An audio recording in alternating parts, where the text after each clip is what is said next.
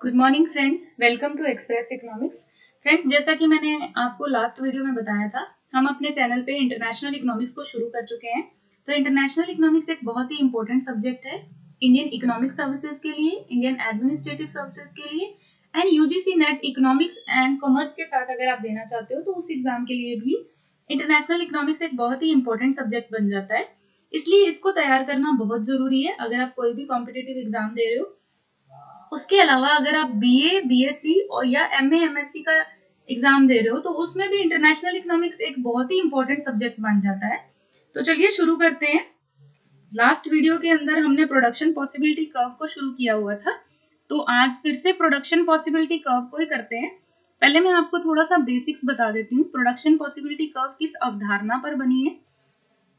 तो किसी भी देश में प्रोडक्शन ऑफ कमोडिटीज कैसे होता है, आपके पास कुछ रिसोर्सेज होते हैं in terms of land and labour, जो आपके देश के टोटल रिसोर्सेज होते हैं। ठीक है, मान लीजिए आप अपने पूरे देश की लैंड और लेबर को यूज करके वीट प्रोड्यूस कर रहे हो। ठीक है, तो आपके पास बहुत सारा वीट प्रोड्यूस हो जाएगा, आपका प्रोडक्शन ऑफ वीट बढ़ता जाएगा। ठीक है, बट अगर आप इसी लैंड और लेबर को यूज करके कोई दूसरे कमोडिटी प्रोड्यूस करना चाहते हैं, जैसे वीट की जगह पे कॉटन प्रोड्यूस करना चाहते हैं, तो आप जैसे जैसे कॉटन प्रोड्यूस करते जाओगे वीट की अमाउंट कम होती जाएगी और कॉटन की अमाउंट बढ़ती जाएगी।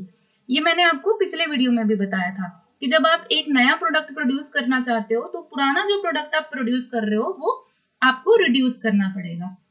इसी अवधारणा पर हमारी प्रोडक्शन पॉसिबिलिटी कर्व बनी है। लेकिन पिछले वीडियो के अंदर मैंने आपको production possibility curve with constant cost करवाया था। इस वीडियो के अंदर मैं आपको production possibility curve with increasing cost करवा रही हूँ। ठीक है, तो मान लीजिए प्रोडक्शन पॉसिबिलिटी कर्व, मान लीजिए एक देश है जो दो अलग अलग गुड्स की अलग अलग क्वांटिटी प्रोड्यूस कर रहा है। ठीक है, मान लीजिए ये गुड्स वीट एंड कॉटन है। ठीक है, दोनों ही चीजों को प्रोड्यूस करने में हम लैंड और लेबर यूज करते हैं। टोटल लैंड और लेबर जो है वो एक देश के अंदर लिमिटेड है। ठीक है, तो अगर ज्यादा कॉटन प्रोड्यूस करेंगे तो वीट कम प्रोड्यूस होगा, जैसा कि मैंने आपको वीडियो में भी दिखाया है।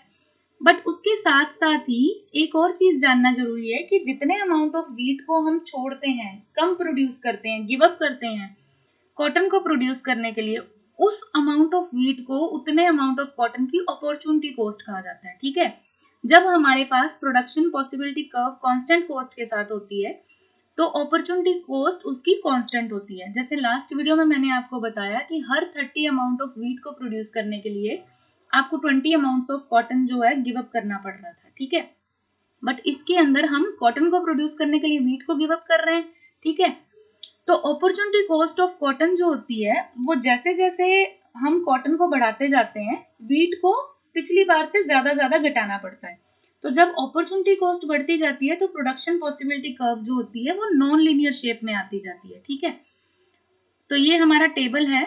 मान लीजिए हमारे पास इनिशियली 150 यूनिट्स ऑफ वीट है और 0 यूनिट्स ऑफ कॉटन है। ठीक है, तो अगर ऐसी चीज है तो इसके बाद हम क्या करेंगे, मान लीजिए हमने 30 यूनिट्स ऑफ कॉटन प्रोड्यूस करना है तो हमें वीट का 20 यूनिट्स कम प्रोड्यूस करना पड़ेगा। ठीक है, so for every 30 units of cotton हमने लास्ट वीडियो में 20 यूनिट्स ऑफ वीट जो है वो गिव अप किए थे। ठीक है, बट इसके अंदर अगर हमने ये ऐसे किया तो हमारे पास क्या हुआ, हमारे पास कॉटन जो है वो 30 यूनिट्स बढ़ गया और वीट जो है 20 यूनिट्स कम हो गया। ठीक है, बट नेक्स्ट अगर हम इसके बाद फर्दर 30 यूनिट्स ऑफ कॉटन लेना चाहते हैं, यानी कि कॉटन के अंदर 30 यूनिट्स का इंक्रीज करना चाहते हैं, तो हमें इस बार वीट 20 यूनिट्स नहीं 25 यूनिट्स गिव अप करना पड़ेगा, क्योंकि कॉटन को प्रोड्यूस करने की जो कॉस्ट है वो बढ़ गई है। पिछली बार कॉस्ट 20 यूनिट्स थी, हर 30 यूनिट्स कॉटन को प्रोड्यूस करने के लिए वीट की कॉस्ट जो थी 20 यूनिट्स थी। अब अगर आप और 30 यूनिट्स कॉटन चाहते हो तो आपको वीट जो है 25 यूनिट्स गिव अप करना पड़ेगा। पहले आपके पास 150 यूनिट्स थे, फिर आपके 130 यूनिट्स हो गए, फिर उसके बाद आपके 105 यूनिट्स हो गए। ठीक है, अभी नेक्स्ट सिचुएशन में अगर आप इसके बाद भी 30 यूनिट्स ऑफ कॉटन और प्रोड्यूस करना चाहते हो तो आपको फर्दर 30 यूनिट्स ऑफ वीट जो है वो गिव अप करना पड़ रहा है। ठीक है, आपके पास वीट पहले 150 यूनिट्स था, फिर आपने 20 यूनिट्स का गिव अप कर दिया 30 यूनिट्स ऑफ कॉटन के लिए, तो आपके पास 130 यूनिट्स ऑफ वीट रह गया। फिर फर्दर 30 यूनिट्स ऑफ कॉटन के लिए आपने 25 यूनिट्स ऑफ वीट को जो है गिव अप किया, तो आपके पास 105 यूनिट्स रह गए। फर्दर 30 यूनिट्स ऑफ कॉटन को इंक्रीज करने के लिए आपने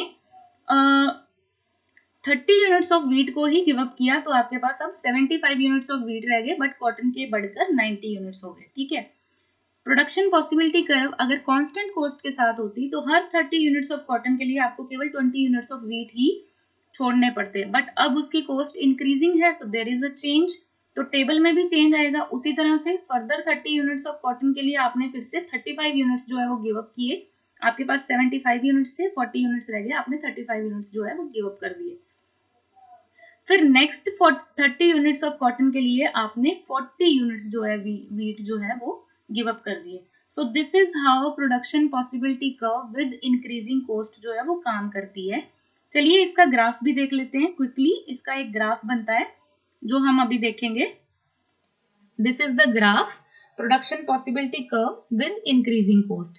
जैसे मान लो आपके पास इनिशियली 150 यूनिट्स ऑफ वीट थे, वीट को मैंने वाई एक्सिस पे लिए, कॉटन को एक्स एक्सिस पे लिया। आपके पास 150 यूनिट्स ऑफ वीट थे, 0 यूनिट्स ऑफ कॉटन थे, तो आपका फर्स्ट पॉइंट बना। फिर आपने 20 यूनिट्स गिव अप किया, आपके पास 130 यूनिट्स ऑफ वीट रह गया, 30 यूनिट्स ऑफ कॉटन बन गया। वैसे ही जब आप 30 से 60 पे जाते हो तो आप और ज्यादा 25 यूनिट्स आपने यहाँ पे गिव अप कर दिया, यहाँ से यहाँ पे आपने केवल 20 यूनिट्स गिव अप किया, यहाँ से यहाँ पे आपने 25 यूनिट्स गिव अप किया, यहाँ से यहाँ पे आते आते आपने 30 यूनिट्स ऑफ वीट को गिव अप किया, सेम 30 यूनिट्स ऑफ कॉटन के लिए, और उसके बाद आपने 35 यूनिट्स ऑफ वीट जो है वो गिव अप किया इसके लिए। ठीक है, so this is how production possibility curve becomes with increasing cost आती है। तो ये एक थोड़ा सा चेंज्ड कॉन्सेप्ट है। जिन्होंने पिछला वीडियो देखा है उनके लिए ये समझना बहुत आसान हो जाएगा, क्योंकि ये जो कॉन्सेप्ट है पिछला वीडियो देखने के बाद मैं कहूंगी कि आपको आसानी से समझ में आ जाएगा। ठीक है, फर्दर अगर आपको कोई भी इंक्वायरी है, इसके बाद भी अगर आप नहीं समझ पा रहे हैं, तो आप इस वीडियो के कमेंट बॉक्स में जाके लिख सकते हैं।